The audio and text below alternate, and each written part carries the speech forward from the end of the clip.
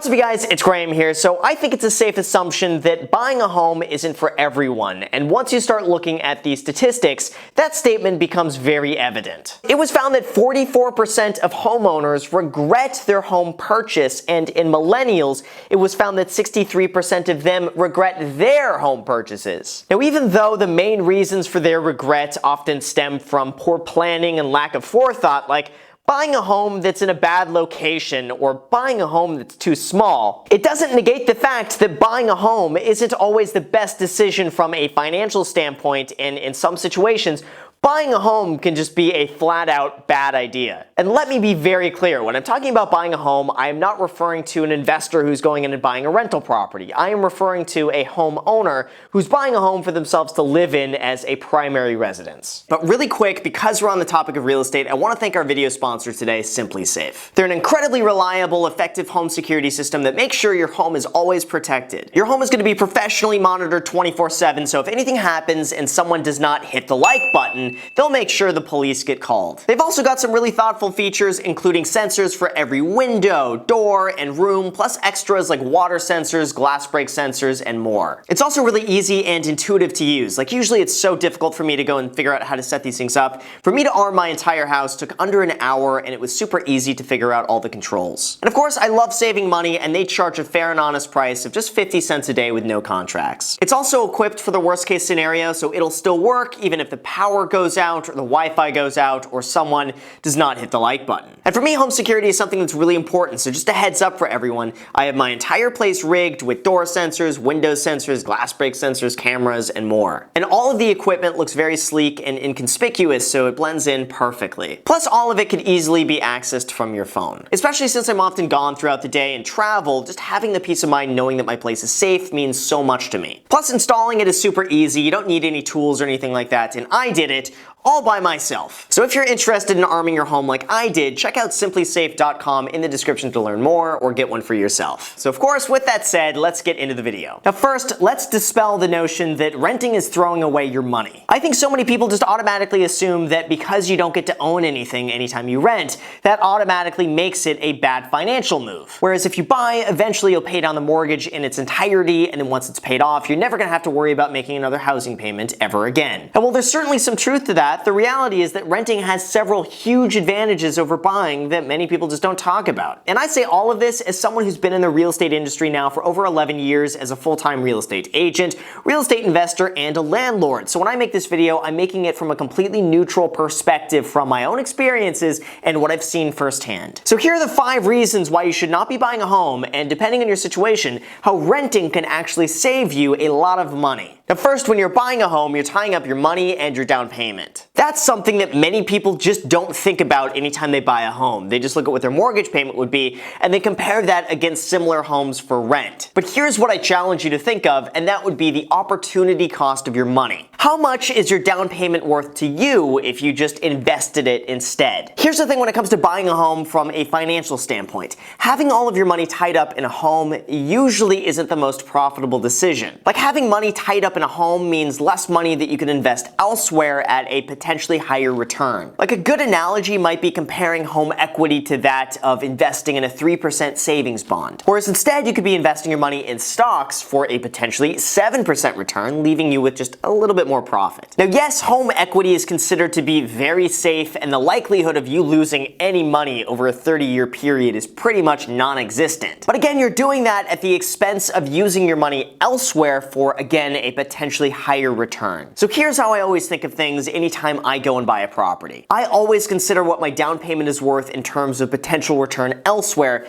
versus what I'm going to be losing by keeping it tied up in a property that isn't necessarily making me as much money as I could elsewhere. Now sure, the property could end up going up in value, which could alter the numbers depending on the location and the health of the real estate market, but it could also go down. So I highly recommend considering what your opportunity cost is when buying to really determine if that's the best use of your money, because so few people ever actually go and do that. And having your money tied up in a property that isn't producing any income with no exit strategy isn't always the best use in terms of an investment return. Now secondly, you shouldn't buy a home if you've only budgeted budgeted for your mortgage payment. What many people don't realize or fully appreciate is that renting is so easy, and from that they often forget or don't realize all of the stresses, expenses, and headaches that you have to go through anytime you're a homeowner that you didn't think you would have to deal with. It's never just as easy as making the mortgage payment and smashing the like button if you haven't done that already for the YouTube algorithm,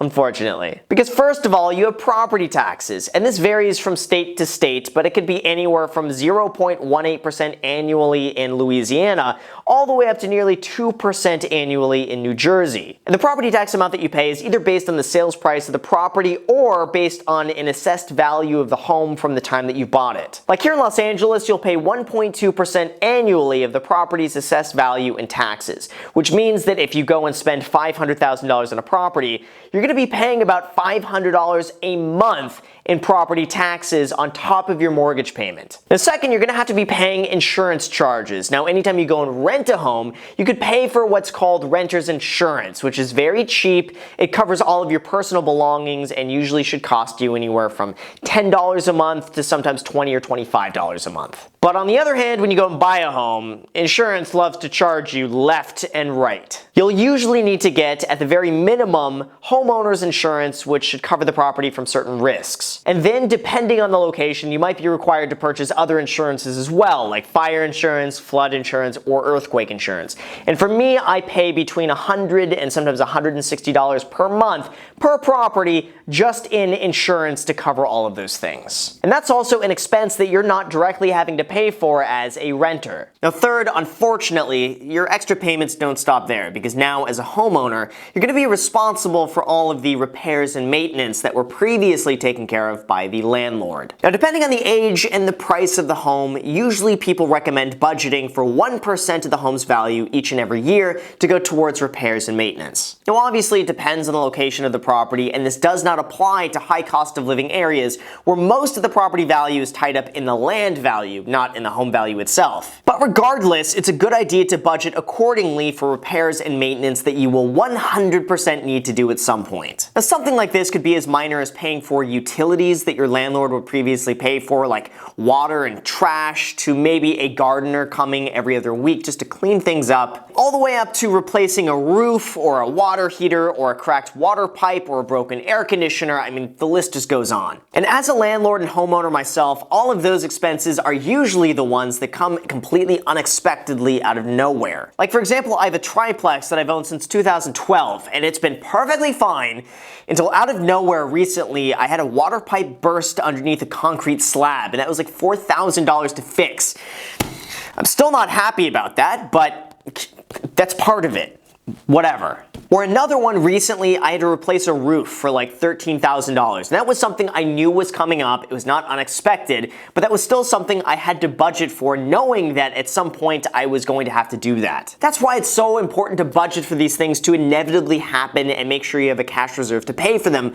Otherwise, you just don't want to end up putting it on a credit card and paying some absurd level of interest on top of everything else. And all of those types of costs and hassles are not anything that you would typically have to deal with as a renter. And fourth, if there's anything that I know well as a full-time real estate agent and real estate investor, is that buying and selling real estate usually comes with a very high transaction cost. Like usually when you're going and renting a home, it's as easy as paying for a $20 to $40 application fee, and that's it. You're done. But on the other hand, when you're buying or selling real estate, it could easily cost you about 5 to 6% of the home's value right off the bat, broken down like this. First, when you're buying, you're going to have to pay for inspection costs, escrow costs, title costs, loan origination costs, and a whole bunch of other miscellaneous fees that just come out of nowhere. Between all of this, you could easily expect to pay anywhere from 1% to 2.5% of the property's value just in those random charges as a buyer. In addition to that, the transaction cost for selling is usually a lot higher because you have to pay commissions involved in that,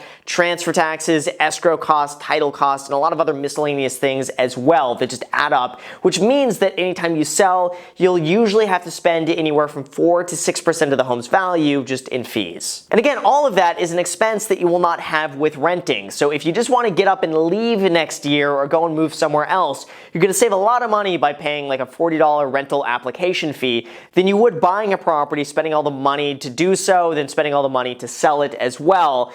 That's going to be way more expensive than just renting an equivalent home. And fifth, when buying a home, home, unless you're doing it specifically as a long-term investment, chances are within the first few years, you're not really going to be gaining a lot of equity or value in the home. If you're like most people, you'll buy a turnkey, move-in ready home that doesn't need to be fixed up, and then you'll move in, slowly building up equity over time as you pay down the loan. Which, by the way, is not a bad strategy. You plan to live there for 10 to 20 years. Any less than that, and chances are you won't be making much of a profit unless the real estate market goes up in value enough to cover all of your transaction costs, maintenance, and repairs to the point where owning a home now becomes cheaper than renting the equivalent place. Now, don't get me wrong, if you buy the right place at the right time and sell it after a few years, there's definitely a chance that you can make a decent amount of money while also being able to live there for free. But assuming the real estate market does not go up, or it stays relatively flat and you decide to sell after a few years, then chances are that's going to cost you more money to buy than it would have costed you just to rent instead. That's because the majority of mortgages are designed so that you pay the most amount of interest in the very beginning when you still have the largest outstanding loan balance. Then over time, as you pay down the loan balance, more of that money goes towards principal rather than in interest. In fact, it's not until you're about 2/3 of the way through paying your mortgage does more of your payment go towards principal than it does towards interest. So on a 30-year loan, you're not really going to see your mortgage payoff accelerate until you're about 20 years deep. So that means from an equity standpoint, assuming we don't see the real estate market going up in value every single year,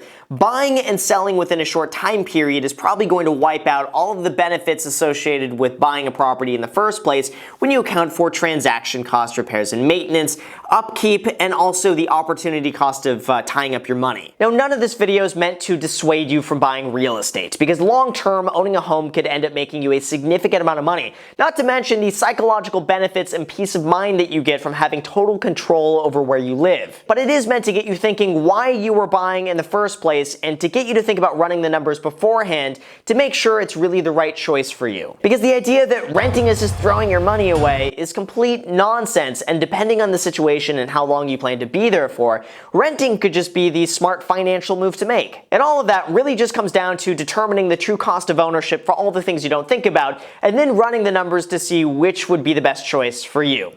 And of course, smashing the like button. So with that said, you guys, thank you so much for watching. I really appreciate it. If you guys have not destroyed the subscribe button, subscribed already, make sure to absolutely demolish the subscribe button, demolish the notification bell. Go and add me on Instagram. I post here pretty much daily, so if you want to be a part of it there, feel free to add me there. Also, go and add me on my second channel. It's called The Graham Stephan Show. I post there every single day. I don't post here. So if you want to see me now every single day, just go and add me on there and you can see me every single day. So again, with that said, thank you again for watching, and until next time.